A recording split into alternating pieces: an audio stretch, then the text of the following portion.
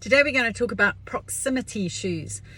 Now this is when you like to have people or being in the company of. So now I'm going to start mixing things up here because these are normally worn in tandem with the previous videos that I was talking about was people shoes and also thing shoes. So I'm going to use this as an example so that you can get clarity. So proximity people often they like to have people around them. You know, they are part of the team. They like to be in the mix, moving towards something that's bigger, brighter, or or fixing something. It doesn't have to be a towards thing or away from thing. So remember I was talking about towards shoes and away from shoes, but as long as they're in the proximity of other people, then it's great. They like to be in an office, they like to be in a team, so they're really great with, like, I'm thinking like with hockey. Like I used to play a lot of hockey, and that proximity thing of being in the team, feeling like you're part of that that one unit, or even a bigger unit, or multiple units that are part of a bigger thing. So in big companies, you've got your different departments, and they work as a unit, as a team, and even that gets chunked down. Remember I was talking about the chunking up and chunking down. They chunk them into even smaller teams, so you might be part of that team, but that you're in the cog, in the wheel of the system, sort of thing, that it's all functional.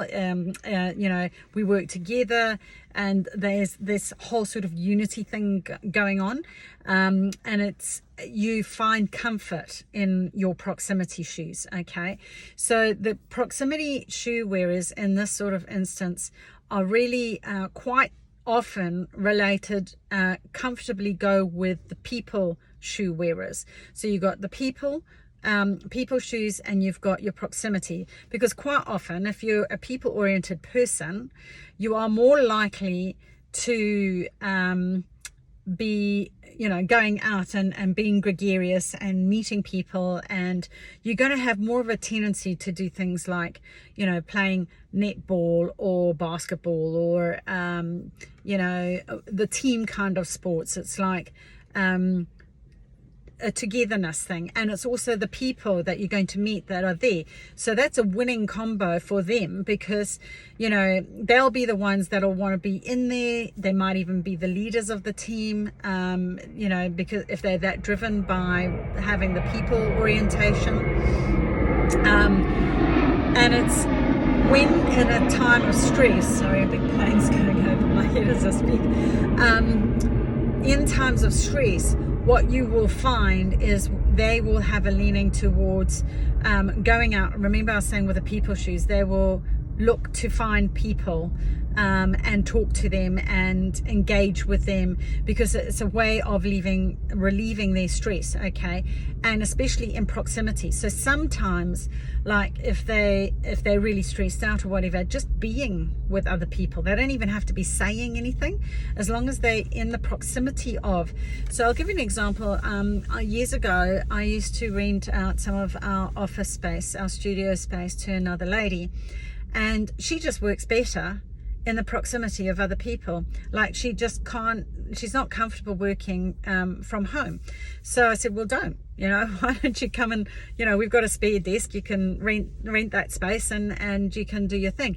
And she just loved that. It's just having that sort of buzz around her that made her feel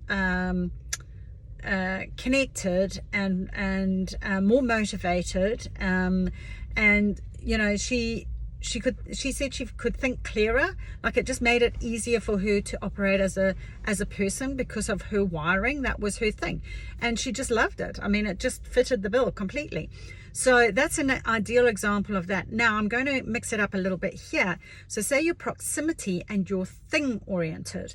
Okay, so this is a perfect example of in a stress situation. Well, I'll talk about the stress thing in a minute, but the thing proximity people is quite often, I don't know if you've ever seen this, but often they talk about the different way little girls play together, and little boys play together. Some survey that they did that, girls will interact and they'll talk and it's all nurture and it's da-da-da-da and it's chatting and it's probably more the people-oriented, shoes and the proximity maybe, who knows. But effectively what this particular survey was saying was that they engage like that, whereas boys are quite comfortable sitting in the same room, playing with their toys, not talking, not engaging with each other. So they're more thing-oriented at some stage of their life in that particular research, and I can't even remember who did it, but I thought that it's just stuck in my brain, that they're just comfortable being with each other, doing their thing. Okay, so they don't have to, it's not about the talking, it's not about the thing, it's about fixing whatever it is, or playing with their little cars or their little train set, and they'll work together on the thing. But there's not a whole, it's not driven by I have to talk to you, I have to engage with you, I have to do whatever. It's not about the people element, it's about the thing. Okay, so here's an example. When my father-in-law passed away, it was really interesting because a lot of the men of my husband's side are, and including my hubby, is thing oriented, and there's a few of them that are thing and proximity. So when their father passed, it was so interesting because a lot of the ladies have a wiring of being people and proximity. So all the great aunties and everything else, I mean, it's beautiful. I just love it. They get together and the volume factor just goes right up, right? They're all talking. It's like, da, da, da, da, da, and it doesn't matter what social engagement it is, and whatever. They would just, yep. They always do this, and they're always talking to each other and doing their thing. And it's about doing stuff together. So a lot of them are people shoe wearers, and they're also proximity. So it's about going out and doing stuff together. Okay, so for example, like my mother-in-law said to me, I said, well, why don't you have a wee cup of tea? And she goes, well, I'd rather do that with people. So for her, it's not about the cup of tea, whereas the thing person like me, I'd be going, well, I'm thirsty, I want a cup of tea. And if you're there, great, sweet, fantastic. And if you're not a problem, So that's the difference between the people shoe wearer and the proximity and someone who is thing oriented. For me, it was the cup of tea. For her, it was like, well, who am I going to have it with? So it's a very clear distinction there. So with the thing shoe wearers, when my father-in-law passed, all the boys literally just vanished, poof, like that, out the back door kind of thing, and they were all out on the farm fixing stuff together, not saying anything to each other. But I can't tell you, that farm was spotless, like you can't believe how spotless it was. It was like all the troughs were cleaned, the sheep were shorn, there were it was everything, like everything was in order, everything got fixed, everything. It was just like they just went in there like that and just went as a team and they worked together. So they were thing proximity. Can you see that? So they didn't talk about, I don't know, maybe they did talk about stuff, losing the father or whatever, but it was just so interesting that the ladies were all wearing their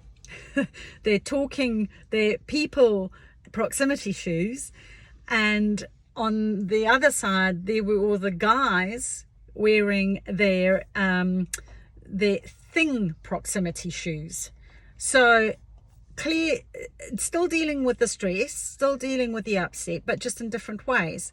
So instead of, now where it can become an issue is obviously if one is expecting, if you have an expectation that hasn't been met, remember I was telling you about this before, then you have a state of upset. If you have it where people don't understand that, they're going to go, well, why don't you talk to me about it? And they're going, I'm fine, I went out and cleaned the trough, what's the big deal? And then you're just like, you did what now? And it's just like, no, it's good, that's not, and so that's just being aware that's just how it actually works for some folks, makes it a lot easier to deal with. Would you not agree? So how about you tell me very quickly, what do you think you are? Do you think you are proximity? You know, do you think you are thing? Do you think you are, what have we covered?